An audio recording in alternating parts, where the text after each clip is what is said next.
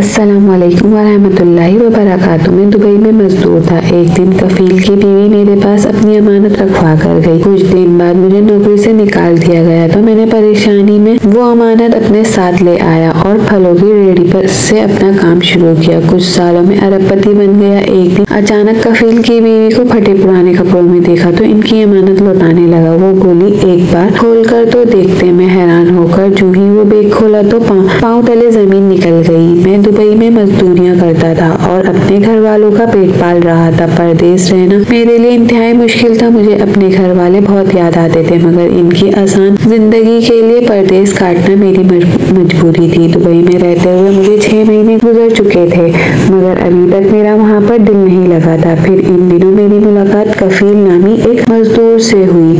वो पाकिस्तानी था और मेरी तरह यहाँ मेहनत मजदूरी करने आया था, मगर इसका हाल मुझसे मुख्तलिफ था। वो अपनी बीवी के साथ ही दुबई आया था और अब एक घर लेकर बहुत सुकून से जिंदगी गुजार रहा था। इसकी जिंदगी का अहवाल सुनकर मुझे बड़ी हैरानी हुई थी। वो मेरी तरह मजदूर था, मगर वो और इसकी बीवी बहुत अच्छी जिंदगी गुजार रहे थे। हालांकि दुबई जैसे महंगे मुल्क में रहकर ऐसी जिंदगी गुजारना हम जैसे मजदूरों की बस की बात नहीं थी, मगर कफील और इसकी बीवी खुशहाली की जिंदगी जी रहे थे। मुझे हैरानी तो बहुत हुई, मगर मैंने कुछ नहीं कहा और वो मेरा बहुत अच्छा दोस्त बन गया और अक्सर मुझे अपने घर दावत पर बुला लेता। मैं अपनों का और घर का तरसा हुआ आदमी था, इसलिए इनके घर चला जाता। घर जाकर मुझे बहुत अच्छा महसूस होता। वो दोनों मेरा बहुत ख्याल रखते थे। एक रोज जब मैं मजदूरी कर रहा था तो कफील की बीवी मेरे पास आई। वो जल्दी में थी। मुझे कहने लगी कि हमें कहीं जाना है। मैं अपनी अमानत आपके पास रखवाने आई हूँ। जब तक मैं वापस नहीं आ जाती आप मेरे सामान की रखवाली करना। वापस आते ही आपसे ले लूंगी। मैं चूंकि अपने काम में बहुत ईमानदार था, मेरी ईमानदारी से सभी वाकिफ थे, इसलिए कफील की बीवी भी अपना कीमती सामान लेकर मेरे पास आई थी। मैंने वादा ले लिया कि मैं इसके सामान की हिफाजत करूंगा और वो काले रंग की थैली अपने पास संभाल ली। कफील की बीवी मुतमईन होकर चली गई। फिर कुछ रोज गुजरे तो अचानक ही कंपनी के मालिक ने मजदूरों को इनके काम से निकालना शुरू कर दिया। मेरी बदनसीबी के मैं भी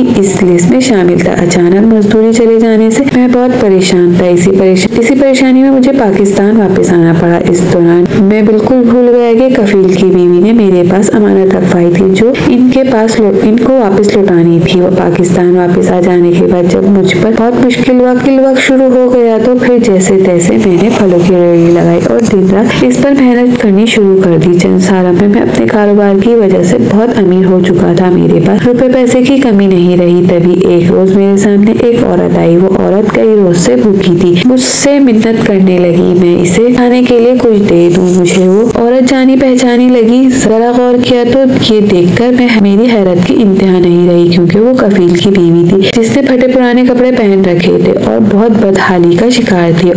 इसे अपने सामने देखकर मुझे एकदम से इसकी अमानत याद आई, तो मैंने इसे अपने साथ घर ले गया और इसे इसकी अमानत लौटाई। वो औरत बहुत हैरान हुई। मुझसे कहने लगी, कितने टाइम से थैली आपके पास है? आपने एक बार भी खोल कर नहीं देखा? इसे एक बार तो देख लेते तो आपको पता चल जाता इसमें क्या है। मैं इस औरत की बात सुनकर हैरान हुआ और बेख्तियार इसके सामने वो थैली खोली तो ये देखकर मेरे पैरों तले जमीन निकल गई, क्योंकि इस थैली में पाकिस्तान के दीगर कई नौजवानों की तरह मैं भी पाकिस्तान में गुजारे की नौकरी करके अपनी जिंदगी गुजार रहा था। फिर अम्मा ने मेरी शादी कर दी। मेरी बीवी बज़ाहिर बहुत अच्छी थी, मगर दूसरी औरतों की तरह इसे अच्छी जिंदगी गुजारने की बहुत ख्वाहिश थी और अपनी इस ख्वाहिश पर इत्तेफाक करना इसके बस की बात नहीं थी। सब्र करना इस औरत की फहरिस्त में शामिल नहीं था। ना ही वो गुजारे की जिंदगी में कफायत शारी का मामला अपनाने के लिए तैयार थी। अपने से ऊंचे घरानों की औरतों को जब अच्छी जिंदगी गुजारता देखती तो मचल जाती कि मुझे भी वैसा ही कपड़ा, जूती और वैसा ही ठाट फाट चाहिए, जबकि इसकी ख्वाहिश पूरी करना मेरे बस का काम नहीं था। फिर इन्हीं दोनों मेरे बेटे की पैदाइश हुई। घर का गुजारा मजीद मुश्किल हो गया। हालात की तंगी ने मेरी बीवी को को बदमिजाज और चिड़चिड़ा बना दिया और बार बार मुझसे लड़ती थी। ना सिर्फ मुझसे बल्कि मेरे बड़े भाई और भाभी से भी खूब बदतमीजी करती, जिसकी वजह से मेरे भाई भाभी मुझसे दूर हो गए थे। मैं घर के हालात से बहुत परेशान था। अपनी बीवी को बहुत बार समझाया कि वो अपनी चादर के हिसाब से पाँव फैलाए, मगर वो उल्टा मुझे ही ताने देती और रोने बैठ जाती। फिर इन्हीं दिनों मेरी मुलाकात एक पुराने दोस्त से हुई। वो दुबई में मजदूरियां करता था। इसकी तनख्वाह अच्छी खासी थी। मेरे हालात सुनकर इसने मुझे कहा कि तुम क्यों ख्वामखा खुद को इस ऐसी जिल्लत भरी जिंदगी गुजारने पर मजबूर किए हुए हो। मेरी मानो तो मेरे साथ दुबई चलो। हम यहाँ भी तो ऐसे धक्के खाते हैं। अगर यही धक्के वहाँ पर खा लें तो कम से कम हमारे घर वालों का गुजारा अच्छे से हो जाएगा। और अपनी बीवी को समझाना छोड़ दो। ये औरतें मर्दों का एहसास नहीं करती। इन्हें तो बस अच्छी जिंदगी की चाहत होती है और अपनी ख्वाहिशात को पूरा करने के लिए वो मर्दों का जीना हराम कर देती हैं। तुम बच्चे वाले हो, अब इस औरत को छोड़ नहीं सकते। लिहाजा बेहतर ये होगा कि परदेश की जिंदगी अपनाने की सोचो। कम से कम तुम्हारी बीवी की लड़ाई झगड़े तो खत्म होंगे, वरना कोई बैर नहीं कि 4 दिन बाद वो तुम्हें छोड़कर चली जाए। अपने दोस्त की बात सुनकर मेरे रोंगटे खड़े हो गए। जो भी किसी सूरत भी ये नहीं चाहता कि मेरी बीवी बच्चे के साथ अपने मैके चली जाए और सारी जिंदगी के लिए इसकी सूरत को भी तरसता जाऊं। अपने दोस्त का मशवरा मेरे दिल को लगा और मैं इसके साथ दुबई जाने की तैयारी कर ली। मेरी दुबई जाने का सुनकर मेरी बीवी बहुत खुश हुई। इसके दिन फिरने वाले थे। इसने एक बार फिर मेरे जाने का सुनकर उदासी महसूस नहीं की थी। मुझे दुख हुआ मगर खामोश रहा। देखा जाए तो वो भी हक पर थी। अच्छी जिंदगी गुजारने की ख्वाहिश भला किसे नहीं होती। हर औरत का ज़र्फ एक जैसा नहीं होता जो ये कहे कि कैसी भी जिंदगी गुजार लूंगी, बस मर्द परदेश के धक्के ना खाए। बल्कि वो तो चाहती थी कि मैं हर हाल में इसे अच्छी जिंदगी दूं। दुबई जाने के लिए वीजे के पैसे चाहिए थे जो मेरे पास नहीं थे। तब पहली बार मेरी बीवी ने फराखदिली का मुजाहरा करते हुए अपने जेवरात उठाकर बेच दिए और मुझे कहने लगी, अभी तुम्हारा दुबई जाना बहुत जरूरी है। जब तुम पैसे कमाने लग जाओगे तो मैं अपना जेवर फिर से बना लूंगी। अपनी बीवी की मेहरबानी से मेरे पास दुबई जाने का भी बंदोबस्त होगा और मैं दुबई पहुंचकर वहां मेहनत मजदूरी करने लगा। मेरा मालिक बहुत अमीर और अच्छा इंसान था। वो मुझे अच्छी खासी उजरत देता, जिससे मेरे बीवी बच्चे बहुत ऐश की जिंदगी गुजारने लगे और इनकी अच्छी जिंदगी के लिए मैं परदेश की जिंदगी गुजारने पर मजबूर हो चुका था, जबकि मेरा दुबई में बिल्कुल भी दिल नहीं लग रहा था। मुझे अपनी बीवी बच्चे घर वाले बहुत याद आते थे। चंद ही दिनों में इतना घबरा गया कि दिल करता कि सब कुछ छोड़कर वापस चले जाऊं, मगर ऐसा करना मेरे बस की बात नहीं थी। अच्छी जिंदगी की चाह में मेरी बीवी अपना जेवर भी दांव पर लगा चुकी थी। अब इसे खाली हाथ वापस लौट जाता तो यकीनन वो मुझे छोड़कर चली जाती। लिहाजा मुझे अपनी ख्वाहिशात का गला घोटना पड़ा। इन्हीं दिनों मेरी मुलाकात एक आदमी से हुई जिसका नाम कफील था। वो भी पाकिस्तान से आया था और मेरी तरह मजदूरियां करता था। कफील ने कुछ ही वक्त में अपने पास अपनी बीवी को भी बुलवा लिया था। मेरी इसके साथ अच्छी खासी दोस्ती हो गई थी। वो मेरी तरह साबिर और शाकिर मर्द नहीं था, बल्कि बहुत ऊंचे ऊंचे ख्वाब थे। इसके और ज्यादा हैरानगी की बात ये थी कि जैसी वो बातें करता था वो इसकी बीवी बिल्कुल वैसी ही जिंदगी गुजार रहे थे। हालांकि वो मामूली सा मजदूर था, मगर इन दोनों मियां बीवी के कपड़े बहुत अच्छे होते और इनके यहाँ वफरा मिकदार में खाने पकते। दोस्ती होने की वजह से वो मुझे भी अपने घर खाने पर बुलाते थे। ये सब देखकर मैं हैरान होता कि मगर चूंकि ये मेरा मसला नहीं था, इसलिए इनकी जाती जिंदगी में दखल अंदाजी करना मुझे अच्छा नहीं लगा था। वो मेरी इज्जत करते थे और बाहर के मुल्क में रहकर भी मुझे एक घर का सुकून मिला हुआ था, तो मेरे लिए इतना ही काफी था। कफील मेरे साथ बिल्कुल भाइयों की तरह बर्ताव करता। मेरा जब भी दिल करता मैं इनका घर चला जाता। इस वजह से बहुत ज्यादा उदास और परेशान होने से बच गया था। अलबत्ता इसकी बीवी मुझे बहुत अजीब लगती थी। न जाने ऐसा क्या था इसमें कि जब भी इसकी तरफ देखता तो मुझे ऐसा महसूस होता जिससे वो औरत अपने अंदर बहुत से राज छुपाए हुए है। मुझे इसकी हरकत और सकानत बहुत अजीब लगती, मगर मैं इसके बारे में ज्यादा कुछ नहीं कह सकता था। हो सकता है कि ये मेरा वहम हो। और वो एक रोज जब अपने घर पर खड़ा मजदूरी कर रहा था तो कफील की बीवी मेरे पास आई और मुझे वो कुछ बौखलाई हुई और बहुत जल्दी में लगी थी। उसने खुद को सिया चादर में छुपाया हुआ था। इसे चादर में लपटा देखकर मैं बहुत हैरान हुआ, क्योंकि वो बहुत मॉडर्न करार आजाद ख्याल औरत थी और कभी भी चादर या बुर्का ओढ़ने की जहमत नहीं करती थी, मगर आज सर से पैर तक छुपी हुई थी और इधर उधर देखते हुए मेरे पास आई और थोड़ा घबराए हुए लहजे में बोली, एहसान भाई, मुझे आपकी थोड़ी सी मदद चाहिए। उम्मीद है आप इनकार नहीं करेंगे। इसकी बात सुनकर तो मैं फौरन इसकी तरफ मुतवज्जो हुआ। कहा, जी बहन, बोले, क्या बात है। वो मुझसे जितना हो सके आपकी मदद करूंगा और ये मेरा हक भी बनता है, क्योंकि वो लोग परदेश में भी मेरा बहुत ख्याल रखते थे। कभी मुझे घर की कमी महसूस होने नहीं दी थी। अगर इन्हें मुश्किल पेश आन पड़ी तो मेरा भी फर्ज बनता है कि मैं इस एहसान का बदला उतारूं। वो मुझ पर करते थे। मेरी बात सुनकर वो बोली, हमें इमरजेंसी पेश आ गई है। दुबई में कुछ दूर हमारे रिश्तेदार रहते हैं, हमें इनके यहाँ जाना है। हमारा कीमती सामान है जो अपने खाली घर में नहीं छोड़ सकती। इसके लिए अमानत के तौर पर आपके पास रखवाने आई हूँ। जब हम वापस लौटेंगे आपसे अपना सामान ले लेंगे।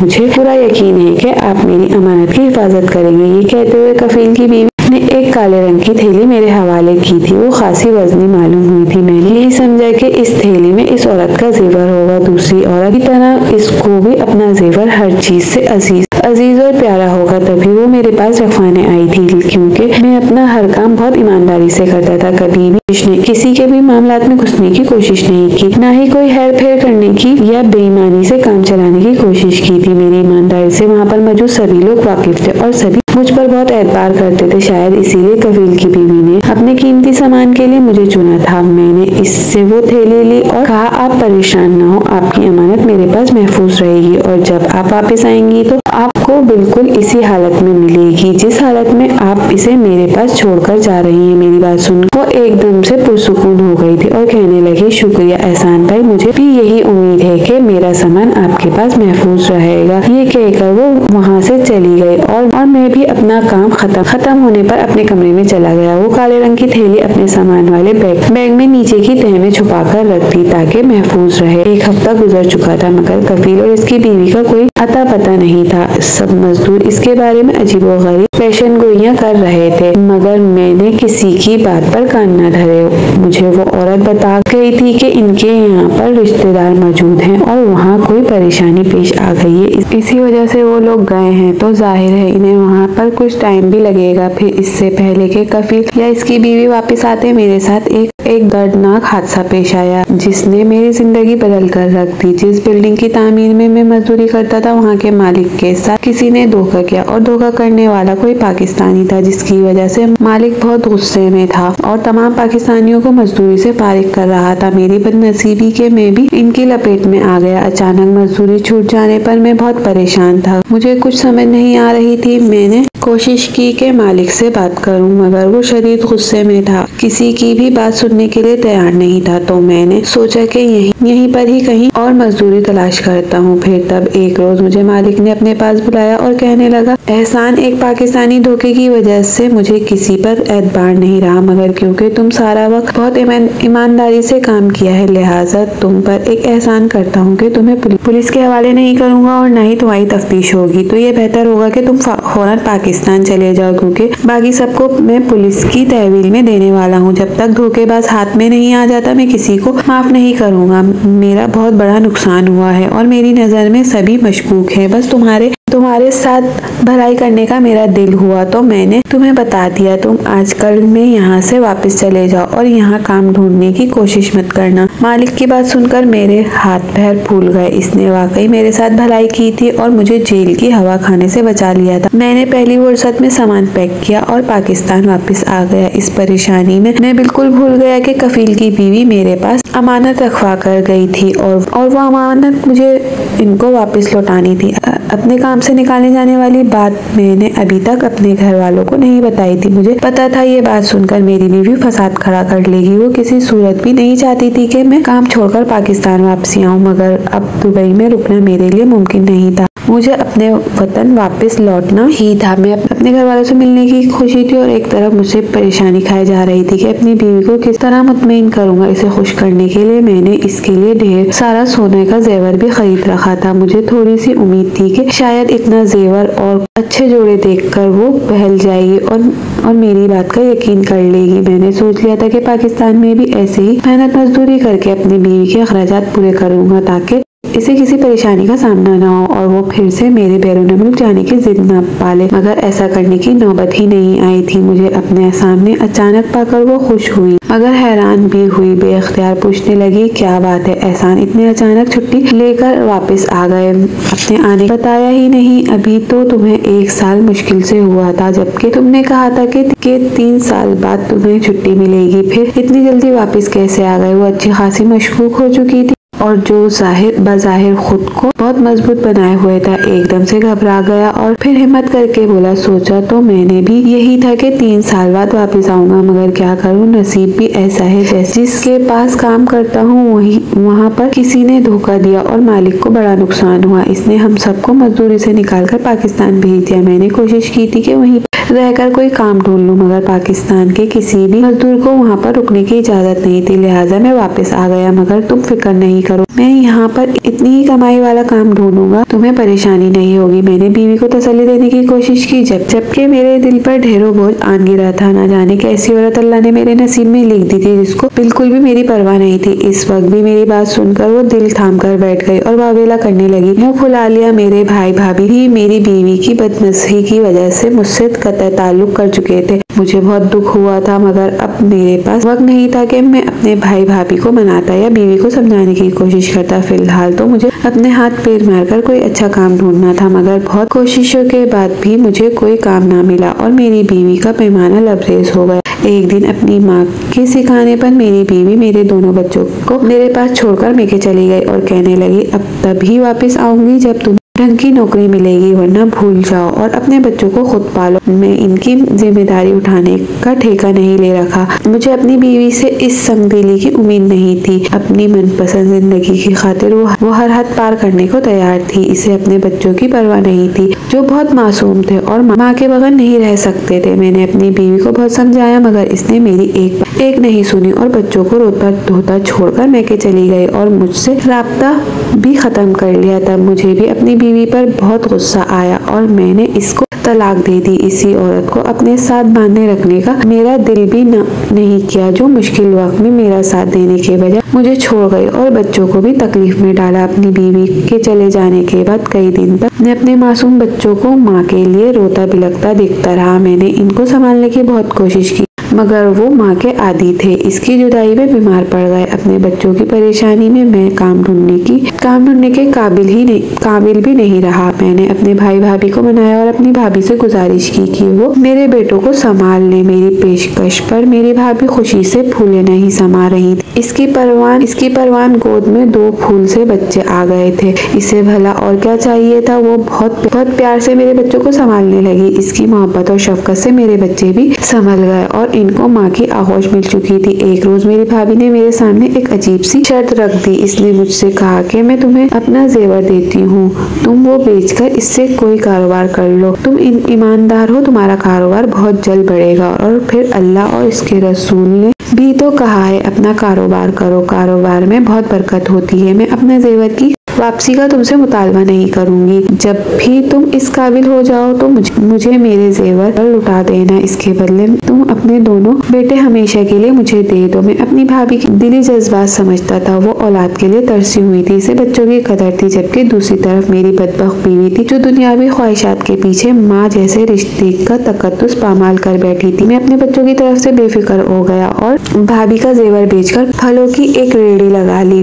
मैं बहुत दिल लगाकर मेहनत कर रहा था। मैंने अपने दिमाग में ये बात बिठा ली थी कि हर सूरत में मुझे अपनी भाभी का जेवर लुटाना है और खुद भी इस काबिल बनना है कि किसी की मोहताजी बाकी ना रहे। 3 साल लगातार मेहनत करने के बाद मेरे कारोबार में इतनी बरकत पड़ी कि मैं एक सब्जी मंडी का मालिक बन गया। मेरे पास रुपए पैसों की रेल पेल हो गई। मैंने भाई भाभी का घर भी अच्छे से संभाल लिया था और अपनी भाभी का जेवर सूद समेत लौटा दिया था। मेरे बेटे बहुत बेहतरीन तालीम हासिल कर रहे थे और बहुत अच्छी जिंदगी गुजार रहे थे। मेरी मेरी जिंदगी में आसूदगी और खुशहाली आ गई थी। मेरे कई दोस्त ने मुझे दूसरी शादी का मशवरा दिया, मगर एक औरत की बेवफाई और संगदिली ने मुझे पत्थर दिल बना दिया था। एक रोज मैं सब्जी मंडी के दफ्तर में बैठा हुआ था, हिसाब किताब कर रहा था, जब एक औरत की आवाज सुनाई दी। मेरे वर्कर से मिन्नत कर रही थी कि इसे खाने के लिए कुछ फ्रूट दे दें। वो कई रोज से भूखी थी। मैं गरीबों की बहुत मदद करता था क्योंकि मैंने भी बहुत मुश्किल वक्त काटा था। लिहाजा इस औरत की आवाज सुनकर मैं दफ्तर से बाहर निकला और इसे देखा तो वो मुझे कुछ जानी पहचानी सी लगी। जब गौर किया तो देखकर मेरे होश उड़ गए। वो कफील की बीवी थी, इंतहाई फटे पुराने कपड़े और बोसीदा हालत में खड़ी थी। इसे देखकर मुझे याद आया कि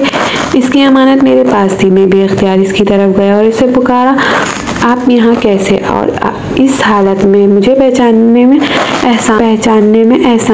आसान हुआ।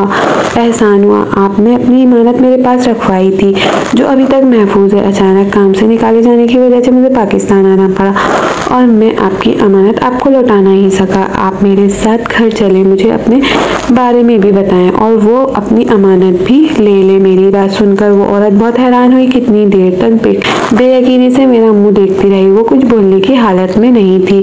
फिर इसे घर ले गया और इसे खाना खिलाया और मैं इसकी हालत जानने के लिए मैं बेचैन हो रहा था। फिर इसने मुझे कहा कि मैं हैरान हूँ, आपने अभी तक वो थैली नहीं खोली। आपको वो थैली एक बार खोलकर देख लेनी चाहिए थी। मैं इसकी बात पे हैरान हुआ। थैली लाकर इस औरत के सामने खोली तो ये देखकर हैरान रह गया। इसमें इंतहाई बेशकीमती जेवरात थे जो किसी बादशाह के महल से चुराए हुए लगते थे। मैं इससे सवालिया नजरों से इस औरत की तरफ देखा तो वो नजर चुराते हुए बोली, मैं इंतहाई गरीब लड़की थी। जब मेरी शादी कफील से हुई, अच्छी जिंदगी गुजारने की मुझे शदीद ख्वाहिश थी। फिर इन्हीं दिनों कफील को दुबई में नौकरी मिल गई और वो चला गया। फिर मैंने इधर उधर से पैसे उधार पकड़े और कफील के पीछे दुबई की राह ली। दुबई जाकर मैं लोगों के घरों में काम करना शुरू कर दिया जिसकी मुझे उजरत मिलती थी। कफील लापरवाह इंसान था। इसने कभी भी ये जानने की कोशिश नहीं की कि ये एक मुलाजिम की उजरत इतनी अच्छी कैसे हो सकती थी, क्योंकि जब से मैंने नौकरी शुरू की थी मेरे वारे न्यारे हो गए थे। घर में पैसा आने लगा था और हमारे दिन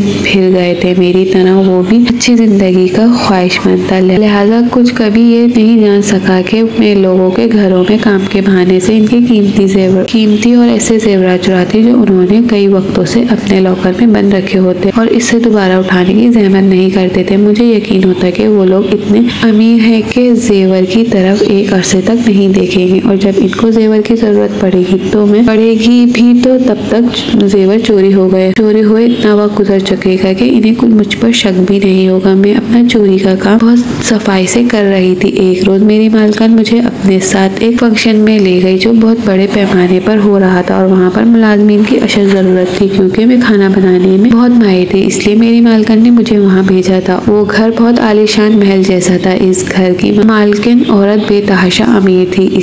इसके घर में जेवरात बेइंतहा थी। तभी कमाल होशियार से सफाई और दीगर काम करते हुए मैंने इस औरत की बेशकीमती हार चुरा लिया और वापस आ गई। मुझे तो लगा कि बाकी औरतों की तरह वो भी लापरवाह होगी और इसे बिल्कुल भी पता नहीं चलेगा कि इसका एक हार गायब हो चुका है, मगर ऐसा नहीं था। वो हार इंतहाई कीमती था जिसकी इसे फौरन खबर हो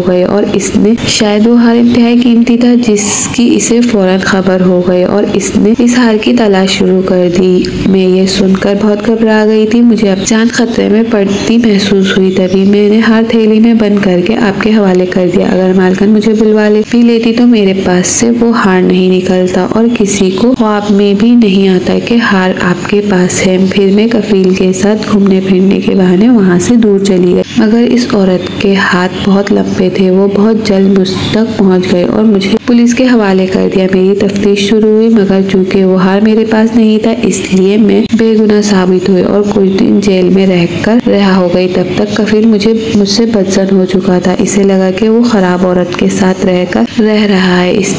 इसने इसे तलाक दे दी और खुद न जाने किधर चला गया। जबकि जेल में चंद दिन गुजारकर मेरी अकल ठिकाने लग चुकी थी। मुझे अपने गुनाहों और कोताहियों का एहसास हो चुका था। मैंने अपने कामों से तौबा कर चुकी थी और अहद किया था कि के कफील के साथ पाक साफ जिंदगी गुजारूंगी, लेकिन शायद अल्लाह मेरी तौबा कबूल करने के लिए मुझे आजमाइश में डाल रहा था। तभी कफील ने मुझे सफाई का मौका दिए बगैर छोड़ दिया। फिर मैंने जैसे तैसे मेहनत मजदूरी करके पैसा बराबर किया और पाकिस्तान आ गई। पाकिस्तान आने के बाद पता चला कि कफील ने हर तरफ ये बात फैला दी कि मैं वहाँ गलत कामों में मलबूस होकर जेल गई थी, लिहाजा सब मुझसे नफरत करते हैं। कोई भी मुझे अपनाने को तैयार नहीं है। मेरे घर वालों ने भी मुंह मोड़ लिया था, तो तब से अब तक भीख मांगकर अपना गुजारा कर रही हूँ और अल्लाह से अपने गुनाहों की माफी भी मांगती रही हूँ। मुझे तो यही लगा था कि अब तक आपने ये हार बेचकर अपनी जिंदगी अच्छी कर ली होगी, मगर मुझे शदीद हैरानी हुई कि आपने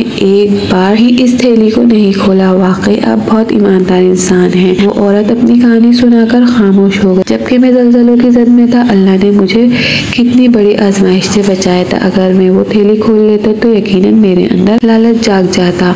मैंने अल्लाह का लाख लाख शुक्र अदा किया कि मैंने इस थैली को आज तक हाथ नहीं लगाया था। वो औरत वाकई तौबा कर चुकी थी, क्योंकि इसने एक बार भी इस हार की तरफ नहीं देखा था, बल्कि मुझसे कहने लगी कि ये एहसान और भी कर दे, इस हार को किसी समंदर में बहा दें और मुझे इन चीज़ों में कोई दिलचस्पी नहीं रही और आप भी इसे रखकर किसी मुश्किल में फंस सकते हैं। मैं इसकी बात से बहुत मुतासिर हुआ था। मुझे मालूम था कि जो औरतें ठोकरों से संभलती हैं वो बहुत पाक साफ और परहेजगार औरतें बनती हैं। यही वजह थी कि मैंने सोचकर इस औरत को निकाह की पेशकश की और अपनी जिंदगी के बारे में बताया। मेरी बात सुनकर वो हैरान हुई और फिर इसने भी थोड़ी पशुपश के बाद निकाह की पेशकश कबूल कर ली।